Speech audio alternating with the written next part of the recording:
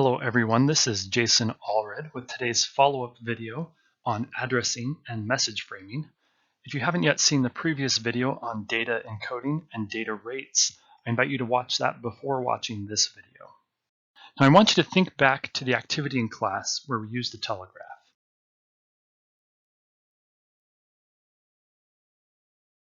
During this activity, we wanted you to be encountering problems as they are actually occurring.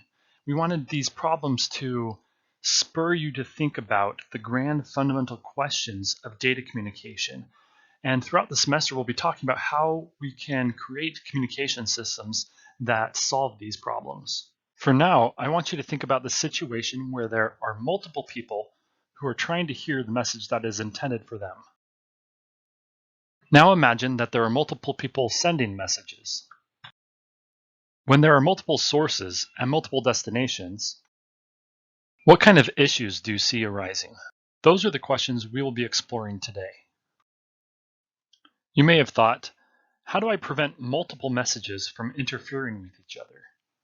Or how do I know that a message was intended for me and not for someone else? Or when I do get a message and understand it, how do I know whom the message came from?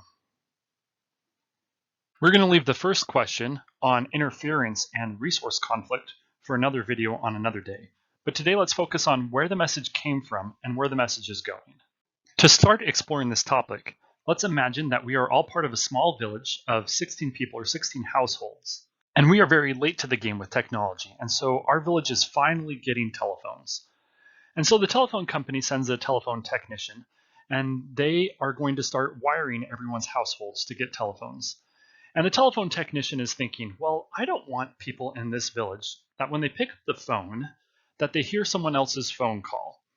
I don't want them to be sharing wires for different lines of communication.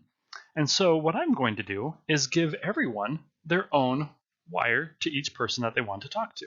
So the telephone technician goes to the first person's house and starts wiring their house to all of the other houses. Then he moves to the next person's house and does the same thing there. And once more again at the third person's house. But pretty soon we see that even with just 16 households, this is just way too many wires to deal with.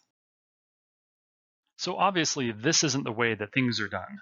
I mean, this is just a small village with 16 households. And even a small city with just a couple thousand people will have a million connections between all of the households. So instead, we only need a single wire running from each household to connect them into the communication network. In the olden days, this would connect you to the switchboard, and someone would sit at the switchboard, ask you who you wanted to be connected to, and then physically connect your wire into the socket of the other wire for the other person's household, so that your wire would make a direct connection into the other person's household. Now, it's all done electronically these days and automatically. But that's the same basic principle, is that you've got this communication network who gets some connection from a sender and relays that information to the receiver. Let's look at a similar example where we use a mail carrier to send letters between households. How does the mail carrier know that when they pick up a letter from my house that I want to send it 3 doors down? That information might be inside the letter. Should the mail carrier open the letter and start reading the first line, "Dear Elizabeth," oh, and then think, this must go to Elizabeth's house. Ignoring privacy issues, that doesn't even actually tell you 100% where it's actually going. What if I was sending my daughter a letter that her grandfather had written a long time ago? And so it says, "Dear Elizabeth," but it's not actually going to someone named Elizabeth. Well, the mail system has a solution for that. If you flip the envelope over to the other side, we have a spot reserved on a specific portion of the envelope to record some information. And that information is the address of the intended recipient. Additionally, the address of the sender could be included on the letter to show the recipient where it came from, or to show the mail carrier where to return it to if it was undeliverable. So now, instead of just one piece of information that we're trying to communicate, we have 3 pieces of information: the content of the message, the address of the sender, and the address of the recipient. Recall from the previous video that the information that was the message needed to be encoded in a certain format using a standard that both the recipient and the sender could agree upon so that there could be that communication of that information.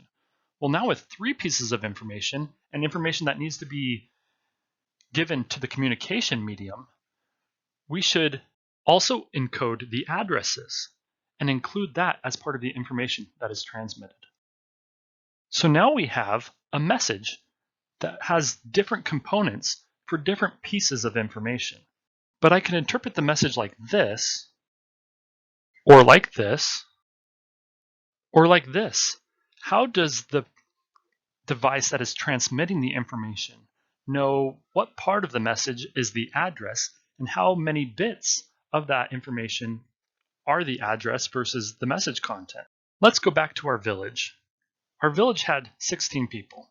If I wanted to assign a number to each of these 16 households so that each household had a different address, and I was going to take that address and encode it in binary, how many bits would I need to allocate for my address? Now, some of you are probably more familiar with binary than others and can easily see the answer.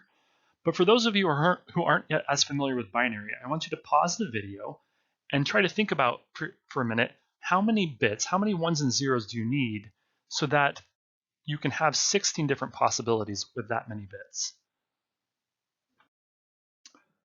Okay, hopefully you've worked that out. We're going to step through it together, and hopefully you can see how I get the solution and see if that matches what you were able to come up with.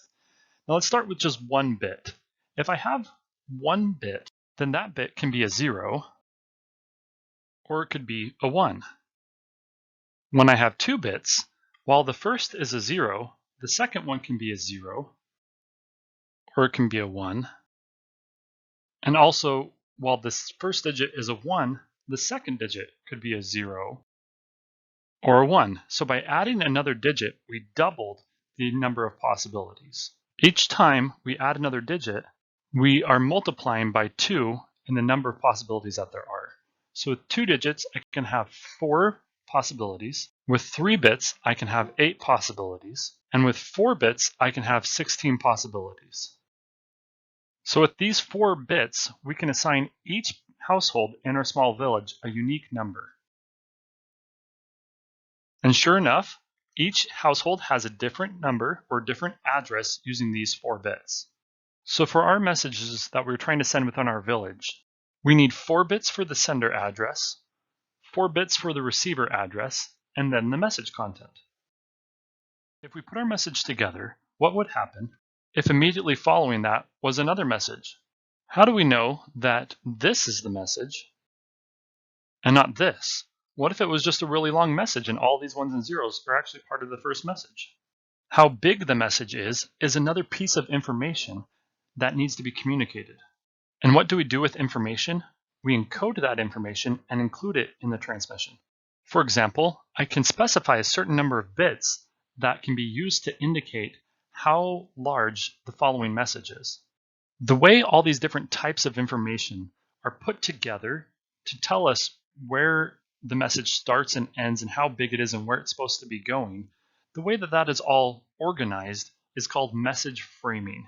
And the entirety of all this information is called a frame, or in some cases a packet, depending on which protocol or standard you are using. A standard or a protocol is an agreed upon definition that specifies how this information needs to be organized so that both the sender and the receiver can communicate and that whatever is transmitting it can get it to where it's supposed to be going. In this case, we have 4 bits for the source, 4 bits for the destination, 5 bits for the size, followed by the message. What other type of information do you think could be included in a certain standard or protocol? We're going to let you discover that as part of a homework assignment. Here are some examples of certain protocols used in communication today.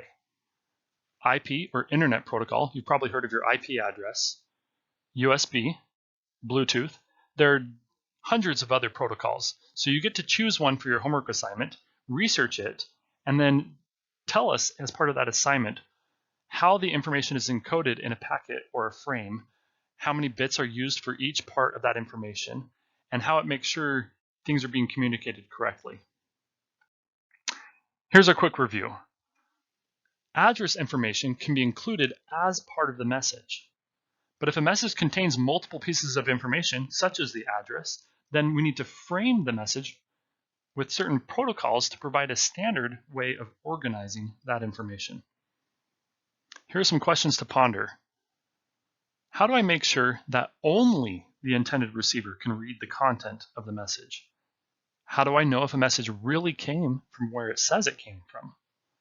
And what do I do if multiple people are trying to send messages at the same time on the same wire? What if there was a mistake in the message?